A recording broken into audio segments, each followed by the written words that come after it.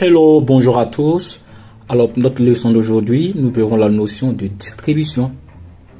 En statistique, une distribution fait référence à la façon dont les valeurs d'une variable sont réparties ou se regroupent. Elle décrit la fréquence ou la probabilité de chaque valeur possible de la variable. Prenons l'exemple de la consommation de porc à Yopougon.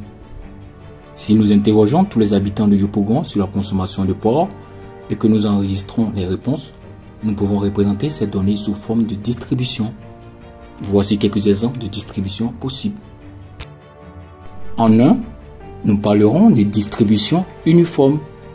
Par exemple, si la consommation de porc est répartie de manière égale dans toute la population, cela correspondrait à une distribution uniforme.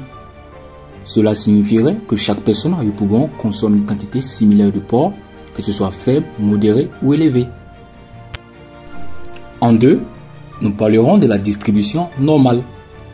Cela veut dire que si la population consomme une quantité moyenne de porc et que les extrêmes, c'est-à-dire ceux qui consomment le plus faiblement possible et le plus élevé possible, sont moins fréquents, cela correspondrait à une distribution normale.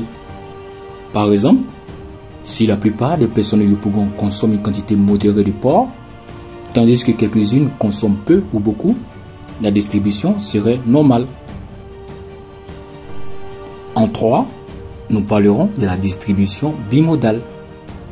Si la population se divise en deux groupes distincts en termes de consommation de porc, cela correspondrait à une distribution bimodale. Par exemple, si certains habitants de Yopougon consomment régulièrement du porc, tandis que d'autres s'abstiennent complètement, avec peu de personnes se situant entre les deux extrêmes, la distribution est bimodale. En conclusion, la forme de la distribution peut être importante pour comprendre le comportement des données et effectuer des analyses statistiques appropriées.